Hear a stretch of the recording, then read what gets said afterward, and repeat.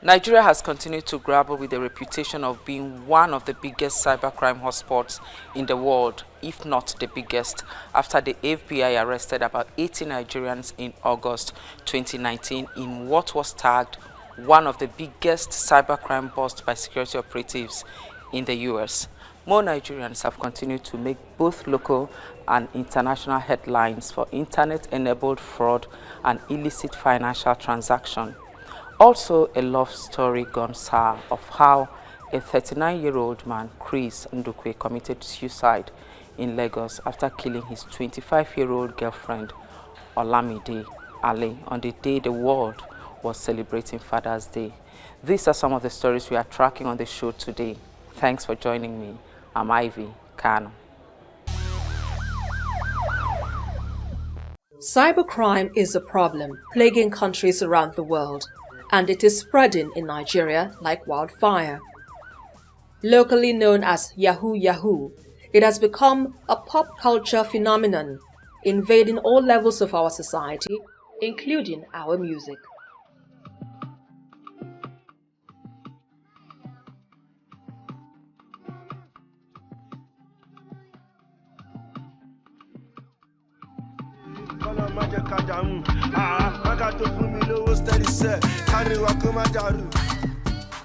From fraudulent emails, identity theft, cyber harassment, spamming, and ATM spoofing, businesses and individuals in Nigeria lose more than $500 million annually to cybercrime.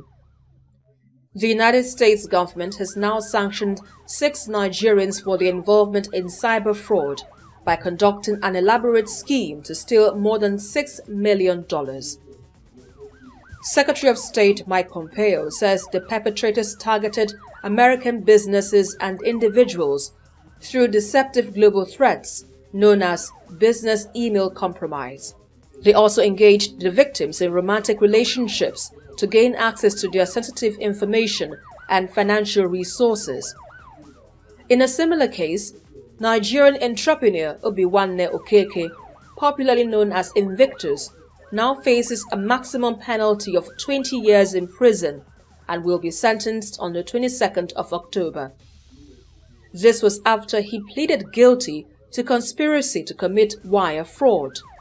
Invictus is one of the 30 honorees in the Forbes Africa's Most Outstanding Entrepreneurs under the age of 30.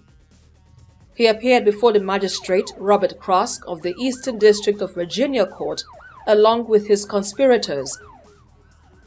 The 32-year-old operated a group of companies known as the Invictus Group between 2015 and 2019 and was accused of fleecing unsuspecting victims of more than $11 million. The conspirators allegedly obtained and compiled the credentials of hundreds of victims in the Eastern District of Virginia and elsewhere, including Unitrack Holding Limited, and the funds were transferred overseas. With the continuous spotlight on cybercrimes in the country, the Economic and Financial Crimes Commission (EFCC) is investigating Instagram celebrity Ramoni Igbalode, popularly known as Hush Puppy, and his accomplices over alleged cybercrimes. Nigeria's anti-crime body said this in a tweet on its official handle that it has in its words details of his money laundering transactions. Ray Hush Puppy was recently arrested by the Interpol and the Federal Bureau of Investigation on the 10th of June in the United Arab Emirates in connection with a $35 million ventilator scam.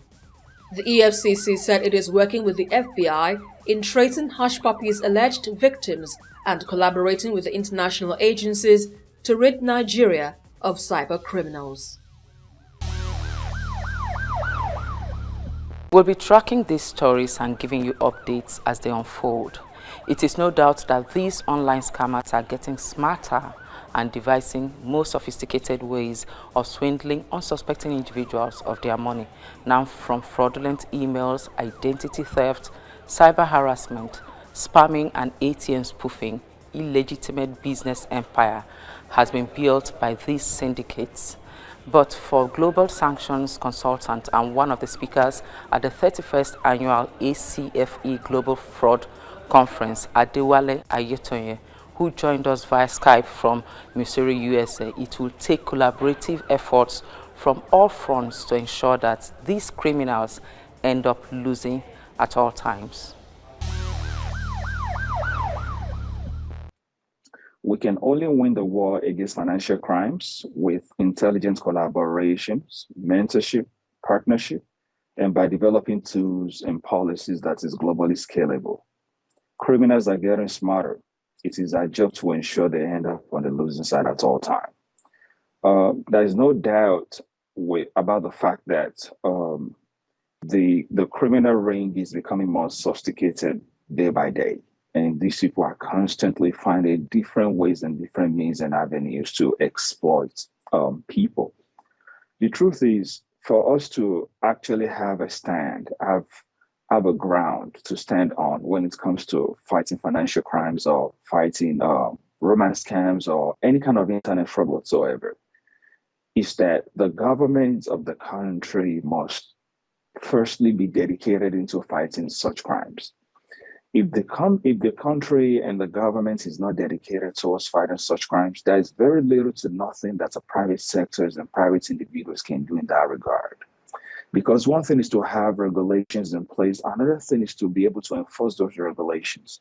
So the first question we have to ask ourselves is, what are the regulations that we have in place in order to combat these kind of situations? Then the second thing is, how sure are we that those regulations are being enforced? Because any regulations that is not being enforced is as good as not being in place at all.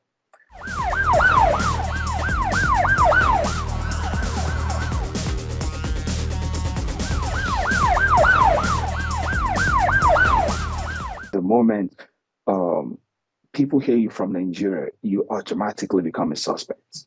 One of the conversations I had with a colleague in the industry during this ongoing conference was during a happy hour when we're having a conversation. And so when she heard my accent, she was like, "Oh, you're Nigerian?" I was like, "Absolutely." And interestingly, I'm perhaps even not the youngest person speaking at the conference. So you can imagine having people whose work experience about 40 years in the industry, 35 years in the industry. So I was perhaps the youngest. And so she was really amazed that I'm actually being a part of the conference and I'm going to be delivering a session. And so when we started discussing about the image of Nigeria outside Nigeria, and so she basically straight up went to the point and said, "How do you deal with the reputation, you working in the financial crime industry and people knowing that you're from Nigeria? How has that affected me in one way or another?"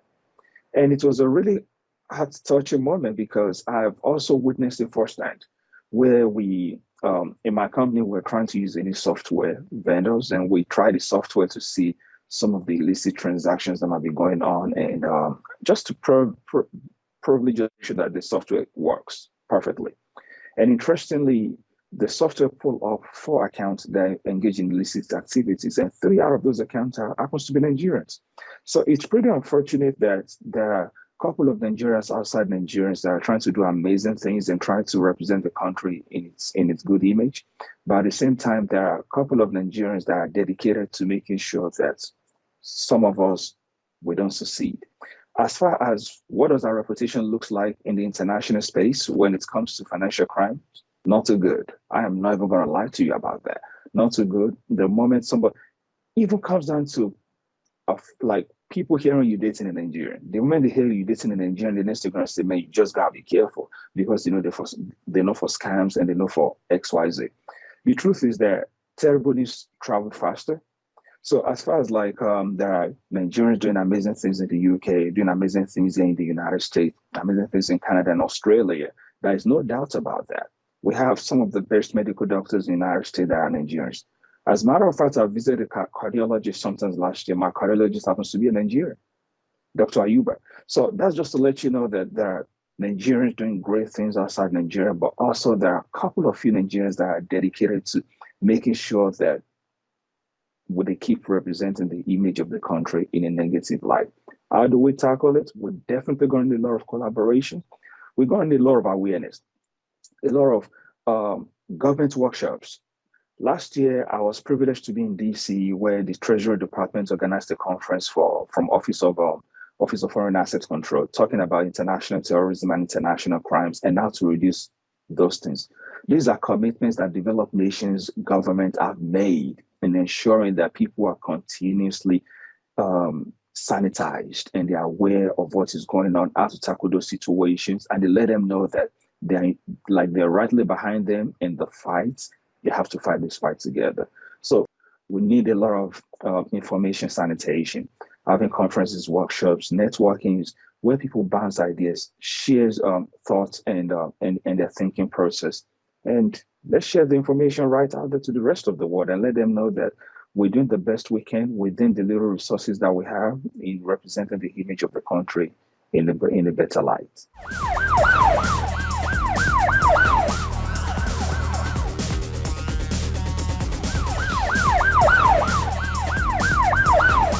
What does our financial crime investigation looks like? I would say, as of today, is better than what it was 10 years ago, honestly. And I say that because today we have a digitalized international passport. Today we have companies that are involved in identity verifications and what in financial crime what we call onboarding. In the process of onboarding, you definitely need to be able to verify the data and the information that you collect from somebody and making sure that those data and information actually checked out and they're who they say they are. So with introduction of BVN, introduction of the national identity number, which is NIMSI, I think these has helped us in a way that now, and I think according to if my information were to be correct, as of today, I think there's like over 100 million people that has been successfully onboarded. So that is 100 million people information that Nigerian government currently have access to. I think if the Nigerian government can keep dedicating themselves to making sure that the other half of the 100 million people is successfully onboarded, and there's the kind of regulations and procedures in place that makes banks to telecommunication companies use these informations, then this is definitely going to reduce the rates of cybercrime to a greater level.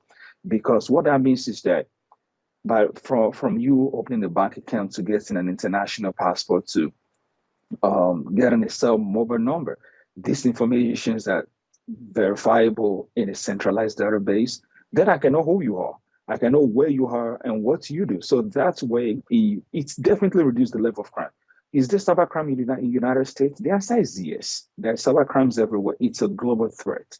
But the truth also is that here in the United States, we have Social Security and every other means which you can verify someone's data and information. If we dedicate ourselves to something like that in Nigeria, we've seen that it has worked globally. All we just have to do, we don't have to even try to reinvent the wheel. We just have to replicate the wheel, and we're definitely going to see the result. But the big question still lies our commitments to the Nigerian government towards digitalization of Nigerian information. That I can't really answer. Welcome back. Reactions have continued to trail the killing of yet another lady in Lagos. Now 25-year-old Olamide Ali was allegedly killed by her boyfriend, 39-year-old Chris Ndukwe, who later committed suicide. Both lovers were found dead in the man's residence in Ilasan area last Sunday by police in Lagos.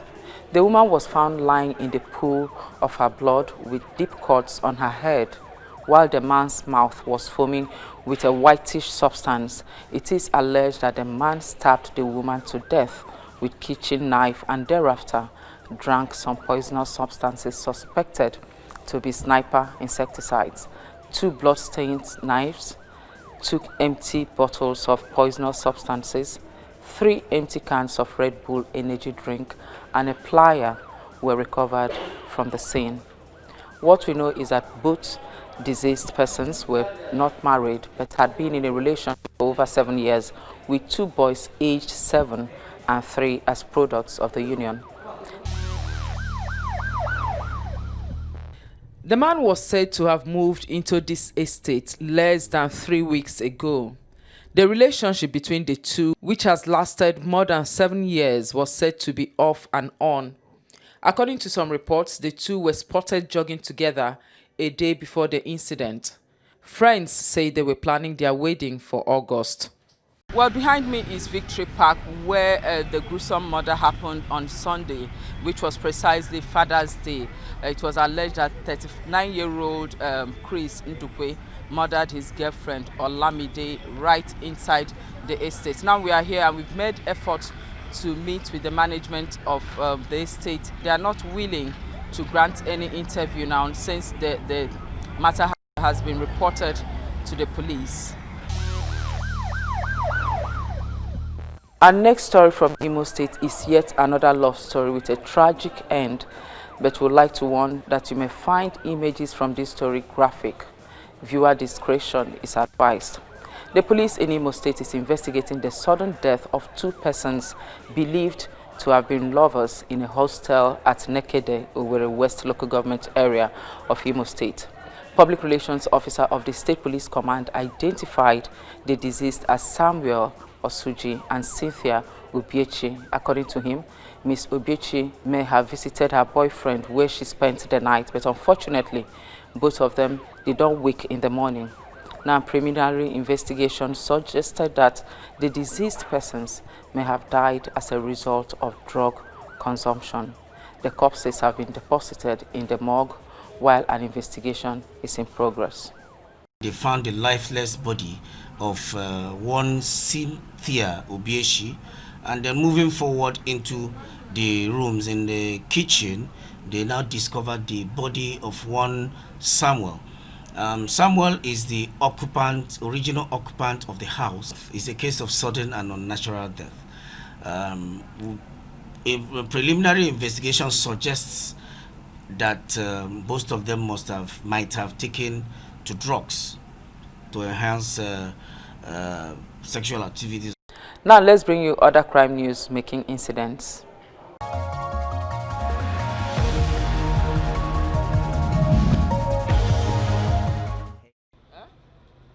Bukola Ayorinde claims to be an estate agent in the Ikorodu area of Lagos.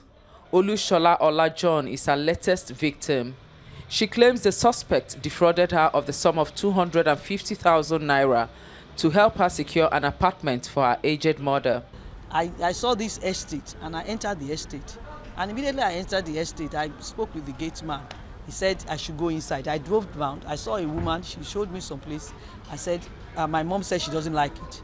So this lady just came and met me by the gate and was asking the gate man what I wanted. And she said, Madam, what do you need? I said, I need a house for my mom. She said, oh, there's one. So I went inside and she showed me the house and she said it's 250 or 250,000. And when we went there, they said another person said that one said she paid to the landlord, that she doesn't know anything. Only for us to discover that she didn't give any money to anybody. She just spent the money. The one I got, the landlord said he's coming to check the condition of the house before he give the house out again. And I didn't deny I collected money from her. Then I was running around to gather the money for her. Along the line, I lost my mother. The agency says after investigating a petition by Olushola Olajon, it was discovered that the suspects were the same person who had been defrauding innocent members of the public in a similar manner. But we want to sound this as a note of warning to other fake house agents parading the street of Lagos, collecting money, huge sum of money from house seekers across the state, that they should desist from doing such. The suspect was charged for conduct likely to cause breach of peace, cheating and obtaining under false pretense before Chief Magistrate Abimbola Oshodi Makonjuola of the Lagos State Mobile Court sitting at Obalende in Oshodi. Bukola Ayorinde pleaded guilty to the 3-count charge and the case has been adjourned to Friday, 26th of June 2020. The agency has called on the Goshans who lives in those axes that he mentioned, who have ever had any dealing with Mrs. Bukola Ayorinde, to come forward with their petitions. Now time for our security tips, and our focus is protecting yourself against rape and sexual assault.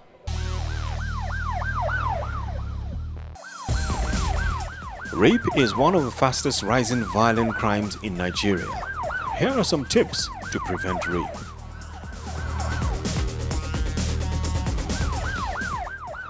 Avoid unsafe situations and strangers. If you are being followed, go to the nearest police station or any place with several people.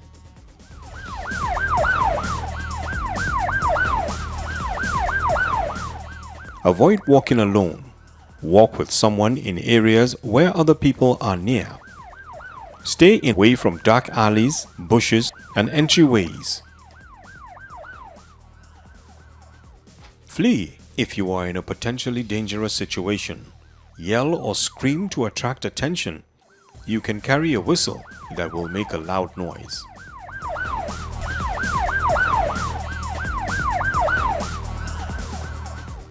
Engage in passive resistance by talking your way out of the situation, or active resistance by reacting to startle your attacker.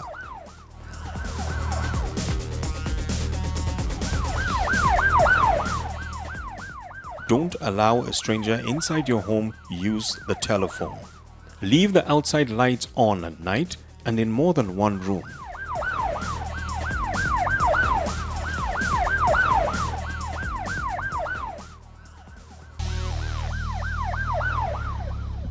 That's our program today. Thanks for watching. You can send in eyewitness pictures and videos to our email addresses and social media handles. It's coming up on your screen now. I'm Ivy Kano. I'll be back same time next week.